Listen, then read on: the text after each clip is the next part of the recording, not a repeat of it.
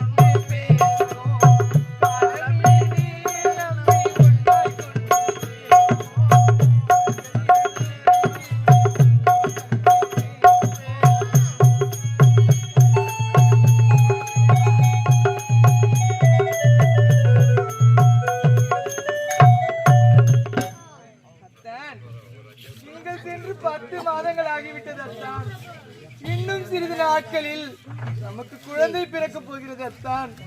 இப்பொழுதாவது நீங்கள் என்னை தேடி வருவீர்கள் என்று நான் காத்துக் கொண்டிருக்கிறேன் அத்தான்.